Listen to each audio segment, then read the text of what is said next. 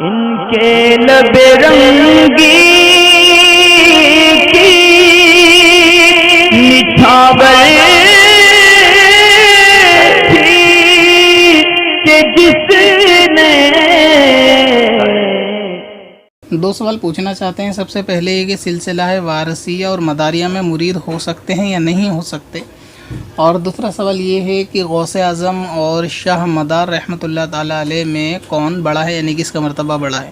اور دونوں ہی سوال موجودہ دور کے چبھتے ہوئے سوال ہیں، یعنی کچھ لوگوں کو یہ بات ہضم نہیں ہو پائے گی، اور ظاہر ہے کہ ہر کسی شخص کے محبین اور مقلدین ہوتے ہیں، تو ظاہر سی بات ہے کہ ان کو اس چیز کا ضرور اندیشہ ہو جائے گا کہ ان کے دل میں تھوڑا سا فتنہ پیدا ہو جائے گا. اور مخالفت پہ تو ویسے بھی لوگ تازی کے بارے میں بولو تو اتر جاتے ہیں، ڈھول تاشے بجانے کے لیے ان کو ولی یاد آتے ہیں، تہجد پڑھنے کے لیے کبھی یاد نہیں آتے غریب نماز نے پڑھی یا نہیں پڑھی، لیکن یہ کہ بعض اپنی نفس کی پیروی کرنے کے لیے وہ ولیوں کا سہارا لیتے ہیں. سب سے پہلے سوال کا میں آپ کا جواب دوں بیعت ہونے کے تعلق سے، تو مرید ہونے میں قاعدہ یہ ہوتا ہے کہ اگر کوئی پیر صاحب نے اپنے کسی خلیفہ کو خلافت دی ہے اور وہ خلیفہ آگے چل کر فاسق ہو گیا، تو ایسی صورت میں پھر وہاں سے بیعت کا سلسلہ ختم ہو جاتا ہے. بعض لوگ اس بحث پہ اڑتے ہیں کہ شاہ مدار صاحب نے خلافت دی ہے تو نہیں دی ہے یا نہیں دی. ٹھیک اسی طرح حاجی وارث پاک کے بارے میں کہ انہوں نے آگے کسی کو خلیفہ نہیں بنایا، مرید نہیں ہو سکتے، تو بہت سے اس چیز کی دلائل پیش کرتے ہیں کہ خلیفہ بنایا ہے اور اس کے ثبوت دیتے ہیں کہ یہ دیکھو یہ سلسلے میں انہوں نے ان کو خلیفہ بنایا ہے، لہٰذا خلافت ان کے آگے جاری و ساری ہے. تو میں حاسدین کی بات کو ترجیح دیتا ہوں کہ میں نے بھی مان لیا حاجی وارث پاک نے آگے خلافت دی، اور یہی میں نے مان لیا کہ شاہ مدار صاحب نے آگے جا کے خلافت دی، تو کسی کا خلافت دینا بھی اس کے سلسلے کو جاری ہونے کے لیے کافی نہیں ہے. پہلے شریعت کے مسئلے کو سمجھ لینا چاہیے کہ مرید ہونے کے لیے جو شخص پیر ہوگا اس پیر کے اندر وہ 4 شرائط ہونی چاہیے کہ وہ شخص فاسق نہ ہو، وہ شخص غیر عالم نہ ہو، یعنی یہ کہ اعلانیہ گناہ کا کام نہ کرتا ہو، کم سے کم اتنے مسائل شریعت کے جانتا ہو کہ اپنی طہارت، نماز، اپنی ضروریات کے مسائل سے وہ علم فقہ میں اتنا واقف ہو، صحیح العقیدہ سنی ہو اور اس کا سلسلہ حضور علیہ السلام تک جاتا ہو، بیچ میں سے منقطع نہ ہو. اب اگر حاسدین کی اس بات کو ترجیح دی جائے کہ شاہ مدار صاحب نے یا وارث پاک نے آگے خلافت دی ہے اور اس کے ثبوت ہیں، اور آپ کے ثبوت کو بالکل حق مانا جائے، تو مسئلہ پیدا ہوتا ہے کہ کسی کی خلافت آگے دے دینا اس بات کی دلیل ہے کہ وہ سلسلہ قیامت تک چلے گا. اگر ایسا ہو کہ خلافت دی ہو لیکن آگے والے خلیفہ آگے چل کے فاسق ہو گئے اور وہاں سے پھر آگے خلافت نہ بڑھی ہو، تو اس سلسلے کو کیا کہا جائے گا؟ تو ظاہر سی بات ہے یہ سلسلہ بھی اس وقت میں سوخت مانا جائے گا. تو بحث یہ نہیں ہے کہ بعض علماء کہتے ہیں کہ وہ اس خلافت انہوں نے آگے نہیں دی اس لیے، تو پھر بحث میں لوگ یہ دلیل لاتے ہیں کہ خلافت دی ہے. میں تو یہ کہتا ہوں کہ چلو خلافت دی بھی ہے تو کیا اب جو خلافت یافتہ لوگ بیٹھے ہیں گدی پر یا جو مرید کر رہے ہیں وہ قابل پیر ہیں یا ان کو پیر بنانے کے لائق ان کی حیثیت ہے، یا وہ فاسق و فاجر نہیں ہے، بے نمازی نہیں ہے؟ اگر ایسا ہے تو پھر بھی ان سے مرید نہیں ہو سکتا، اگرچہ 100 ولیوں نے ان کو خلافت دی ہو. ٹھیک ہے، قاعدہ یہ ہے کہ خلافت جس کو مل جائے اس کا بھی شریعت پہ رہنا ضروری ہے. اگر وہ شریعت سے ہٹ جائے گا تو خلافت کام نہیں آئے گی. اس کو اس طرح سمجھے کہ کوئی آل رسول ہے تو آپ یہ کہہ سکتے ہیں کہ نبی کا خون ہے، لیکن اگر وہ کفر معاذ اللہ کرتے تو ایسی صورت میں اس کو یہ نفع نہیں دے گا کہ وہ نبی کا خون ہے، تب بھی وہ شخص جہنم میں جائے گا اگرچہ وہ ان کے گھرانے کا ہو. لہٰذا کفر جس طرح کسی پہ معاف نہیں، ٹھیک اسی طرح طریقت میں اگر کوئی پیر بنے گا تو اس کا غیر فاسق ہونا بھی لازمی ہے.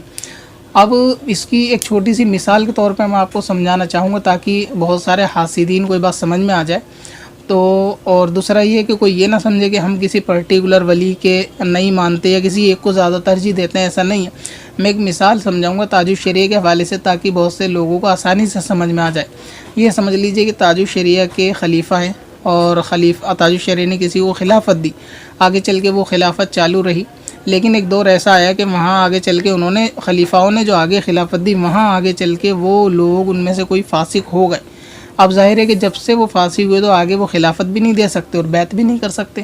تو اب ایسی صورت میں یہ کہا جائے گا کہ اب وہ سلسلہ سوخت ہو گیا. اب لوگ اس پہ بحث کرتے ہیں کہ نہیں خلافت تو دی ہے، سوخت کہاں سے ہو گیا؟ تو مسئلہ یہ نہیں ہوتا کہ خلافت دی ہے یا نہیں، مسئلہ یہ ہے کہ خلافت دینے کے بعد آگے کے لوگوں نے اس ذمہ داری کو سنبھالا ہے یا نہیں. اگر کسی ایسے شخص کو خلیفہ بنا دیا جائے کہ وہ شخص خود شریعت کے مسائل نہیں جانتا یا جانتا ہے مگر آگے چل کے وہ گمراہ ہو گیا، بد مذہب ہو گیا یا خلاف شرع کام کرنے لگا، تو اس سے بھی مرید نہیں ہوا جائے گا. لہٰذا دونوں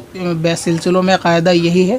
کہ اب جو اس وقت ایسا نظر نہیں آتا کہ باشرع خلیفہ یا خلافت یافتہ لوگ ہوں، ٹھیک ہے. تو اسی لیے علماء کہتے ہیں کہ مداری سلسلے کے اندر بیعت نہیں ہوا جا سکتا، کیونکہ کاندھوں سے زیادہ بال کا بڑھانا یہ حرام ہے مرد کو، اور اس میں کوئی رعایت گنجائش نہیں، یہ کوئی طریقت نہیں، صرف ایک جہالت ہے، اور اس کو صوفیزم کا نام دینا بھی بالکل غلط ہے.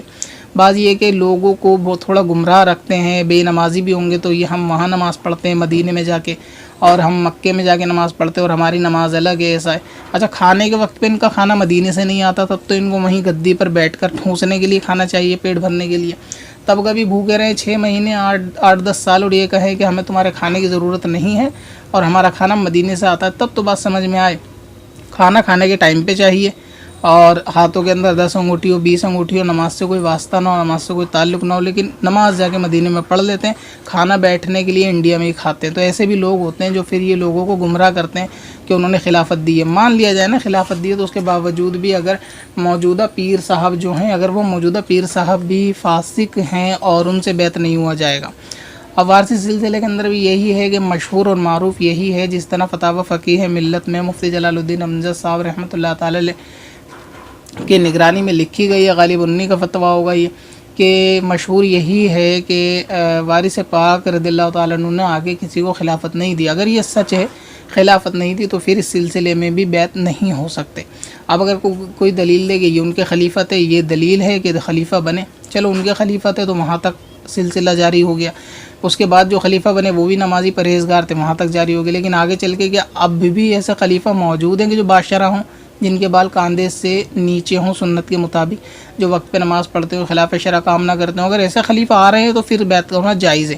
اور اگر ایسے خلیفہ نہیں ہے اس وقت، جو حالت دیکھنے میں آتی ہے سننے میں آتی ہے وہ ایسی ہے کہ وہاں پہ خلاف شرع معاملہ کرنے والے ہیں، تو ان سے بیعت جائز نہیں. اچھا یہ سن لیجئے کہ اگر کسی پیر صاحب کے 5 خلیفہ ہیں، ان میں سے 4 خلاف شرع کام کرنے والے ہیں، ایک ایسے ہیں کہ جو متقی پرہیزگار نمازی ہیں، دونوں سلسلوں کی میں کامن سی بات کر رہا ہوں، تو پھر ان سے مرید ہو سکتے ہیں. یعنی ایسے خلیفہ اگر آپ کی نظر میں ہے کہ ہاں یہ خلیفہ ہیں اور ان تک خلافت بالکل صحیح پہنچی ہوئی ہے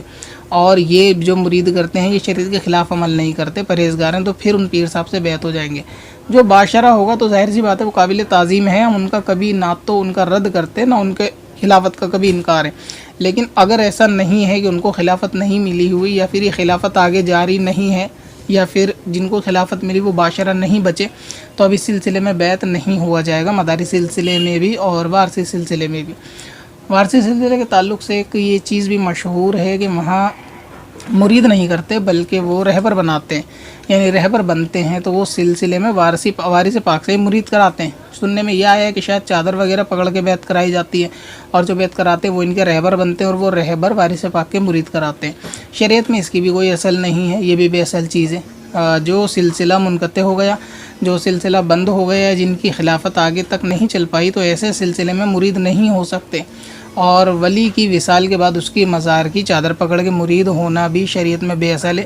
اس طرح عقیدت تو ثابت ہو سکتی ہے، آپ نام کے آگے وارثی تو لگا سکتے ہیں، لیکن وہاں مرید نہیں کہلا سکتے. لہٰذا بیعت ہونے کے لیے باشرع کامل پیر کے ہاتھ میں ہاتھ دے کر ہی بیعت ہونا ہوگا. ہاتھ میں ہاتھ دینے سے مراد یہ کہ وہ ظاہری حیات ہو اور اس سے مریدی یعنی مریدی حاصل کی جائے گی. اور اگر معاملہ ایسا ہے کہ صرف چادر پکڑ لی اور چادر پکڑنے کے بعد آپ بیعت ہو گئے، تو اس طرح تو لوگ سیدھے بغداد جا کے غوث اعظم کے مزار کی چادر پکڑ لیں گے اور 20 سے سارے خلیفاؤں کا سلسلہ ختم ہو جائے گا. تو لہٰذا چادر پکڑ کے بیعت ہونے والی بات بھی بالکل فضول ہے. کوئی ایسا خلیفہ وارث پاک کا جو دعویٰ کرے کہ مجھ تک خلافت پہنچی اور اب میں باشرع ہوں اور شریعت کے خلاف کام نہیں کرتا، تو ایسے وارثی سے اگر آپ بیعت ہوں گے تو مرید ہو جائیں گے. یہ قاعدہ ہے، میں دعویٰ نہیں کرتا کہ ابھی وہ خلیفہ ہے یا نہیں ہے. امید یہ ہے کہ نہ تو مدار صاحب کے سلسلے میں کوئی ایسے خلیفہ ہیں جن تک خلافت آ گئی ہو صحیح، اور نہ وارث پاک کے سلسلے میں کوئی ایسے خلیفہ ہیں. لہٰذا وارث پاک نے بھی کسی کو خلافت نہیں دی، اس سلسلے میں بیعت نہیں ہو جاتا. اچھا جو لوگ وارثی ہیں، بہت سے لوگ یہ سمجھتے ہیں کہ شاید ہم وارث پاک کے مرید ہیں، وہ خود ہی شاید اس بات کو نہیں جانتے کہ وہ مرید وارث پاک کے نہیں ہیں، چادر پکڑ کے بھی بیعت نہیں ہو سکتے. اچھا آپ کا دوسرا سوال یہ تھا کیا غوث اعظم اور شاہ مدار رحمۃ اللہ تعالی کے پتھر میں حسن لالے پرنوار بنایا